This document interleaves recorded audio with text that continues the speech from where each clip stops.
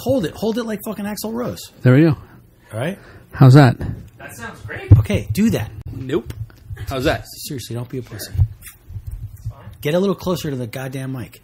Welcome to the Jay and Tony Show. It's the podcast of Jay and Tony, two reality TV producers, or as I like to say, unscripted television producers. And we have a little production company called... Do you have a little something in your throat? Like that little weird little epiglottal?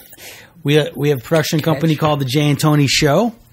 Worst named production company of all time because everyone's like, oh, I think I've seen that show. And actually, the answer is no, you've never seen that show. It doesn't exist.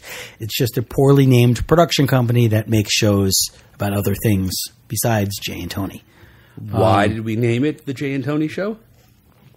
I'm not really sure. Tony, would you like to explain to the... I wasn't trying to get you to ask me the question. Do you actually remember why we named it? Yes, I remember it because we met at UC Berkeley. You keep sounding like those ladies on SNL. What ladies? That do public access. The reason we're called Jay and Tony Show is because when we were roommates in college, we would just hang out and people would come visit us. We happened to live next to Top Dog, which was a local landmark and delicious hot dog stand. And people in the rain or the cold would buzz up to our apartment, which was right next door. I want to come up and just hang out and eat their food and watch me and Jay yell at each other. And and people would say, wow, it's the Jay and Tony Show. So it's not a show. The two of us being idiots to each other can be a show, I guess, if you're drunk and or bored and eating a hot dog. For the first time in podcast world, it is now a show. It's the Jay and Tony Show. So that's where we are. Little piece of advice to anyone starting a production company. Don't use your name in the title of the production company. And I'll explain to you why. You see, when you build a production company, you want to have many shows going simultaneously. And you can't actually, if you're successful, you can't actually be everywhere. Because if there's two of us and if we have more than two shows, we can't actually be on set of all of them all the time. But because we are called the Jay and Tony Show, networks expect that either Jay or Tony will always be available because our names are in the title. So if we were just called like Loser Productions or something, nobody would really care who is there. A representative from Loser Productions would show up. Yeah. And it's like, oh, are you from Loser Productions? Yeah, you are. And we made the mistake, some might call it vanity, but we put our names in the name of our production company. And now it's really hard to play that game. Although we've managed to, but it would be a lot easier if they actually want Jay and Tony. Well, because it's the name of the goddamn... Right. It should be called the Jay and or Tony Show. Or and then they would not... the Jay and or Tony or a representative to be named later. Therein. Yes.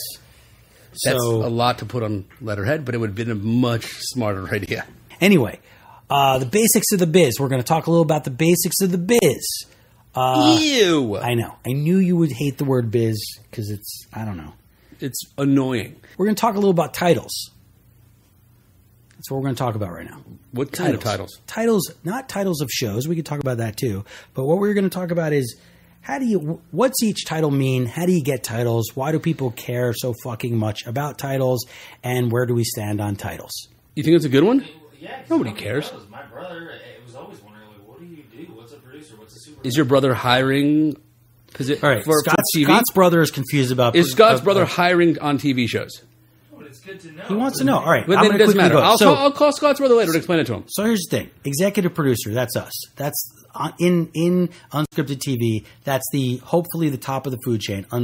Now, there's the kind of executive producer like us that think of the idea often, help build the show, make the show, and hand in the show. That's the hardworking executive producer. There's another kind of executive producer I call the baggage producer. Wow. Which bitterness is calling, I think. No, just truth. Just truth.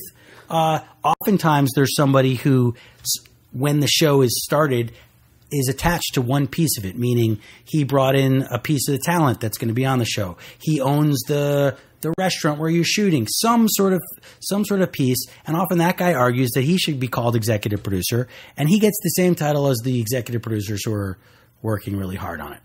And then all the way down from executive producer. Usually the person called co-executive producer usually ends up being what's called the day-to-day showrunner. And that person's really doing the hard work of focusing solely on one show and being the person where the buck stops on that one show. And then down from that person, there's supervising producer who works under the co-EP. I'm not actually sure. There's so many different versions of supervising producer. Sometimes often called showrunner because they're the person that's the most hands-on in the field. That's where it gets there. weird. Sometimes on some shows, supervising producers are the guys that manage the budgets. On some shows, supervising producers are really the showrunner who oversee everything. On some shows, supervising producers are more in the editing and the post. It's really every production company does it a little differently, and every production is a little different, and that's why it's really hard to tell from somebody's resume what they're actually good at or bad at. Right. It's funny, as you said, post. It's like I'm not even sure people know the difference between what pre-production is, production, post-production. I'm not sure anybody gives a flying F, but that's all of a sudden you're not saying fuck. I don't know. I don't know why that happened. I just had weird. I sort of had a flash of my children. Well, if your children have heard you say fuck before, so I would just chill the fuck out. I mean, that was embarrassing. A flying F? Like, come on, dude. Who are you? I know. I don't know you. It was terrible. I wish you hadn't called me on it. It just could have slid by. Nobody would have known. All right, moving on from titles. That's enough about titles. Yeah, I think please. Scott's brother should be Fuck Scott's enlightened, brother. and if Scott's brother if Scott's brother has any more questions, he should go fuck himself. How's that, Sarah? I look at Sarah's face. All right. Well, at least she's laughing. I think it's sort of I'm uncomfortable. I'm calling HR. If there were an HR department, I would be calling it right now. I don't know what the lesson here. What the lesson to learn here? No, don't bury people alive. Well, we did learn a valuable lesson actually. When we've done competition shows since then, never underestimate how much people want to win or how much they want money, because they will quite literally come close to dying. I actually used the word literally correctly here. They will literally come close to dying to fucking win a goddamn $25,000 prize on a show for VH1. There was a house where we were bringing people to sort of get cleaned up, etc.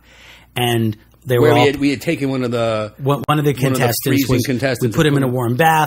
We washed the scorpions and larvae. What are they called? Maggots off him, and he was fine. He was resting in a blanket downstairs. Sarah looks like she's going to throw up, and he was resting downstairs. And since everybody else was cleaning up and there was mayhem, Tony, who was the executive producer of the show, was sitting in the bathroom on his knees, cleaning out the bathtub. You're kneeling. What? I was kneeling over the bathtub because the woman who owned the house went in and saw her beautiful guest bathroom decimated. There were towels everywhere. There was maggots mud, in the bathtub still moving everywhere. Around. Dead scorpion carcasses like on the floor. So Tony was trying to scrub it up because nobody else was there. So the executive producer was scrubbing it up. And while he was scrubbing it up, one of this woman's, I think he was like a 10-year-old kid, walked into the bathroom. It was her son's friend. Her son's friend walks in and looks at Tony and goes, "What do you do on this show?" And Tony says, "I'm the executive producer," as he scrubs up more maggots. And the kid looks at Tony and goes, "I don't ever want to have that job," and walks out. Swear to God. So the moral of the story is titles don't mean shit when there's maggots in a bathtub. Do we have like a sign off? You're the one that listens to I remember. podcasts. Follow us on Twitter at JAndTony. That's JAYANDTONY. At JAndTony. The at sign. It's the at sign. Knows that, right? But they know that. Everybody knows that. Oh, okay. It's the at sign. You didn't know that, I guess. I know. I knew that. No, I thought you meant the and. The and is at AND. Correct. Not Okay. an ampersand. So but an follow AND. us on Twitter because we like that. And stamps.com. There you go. I knew that right. Stamps.com. Okay. All right. Goodbye.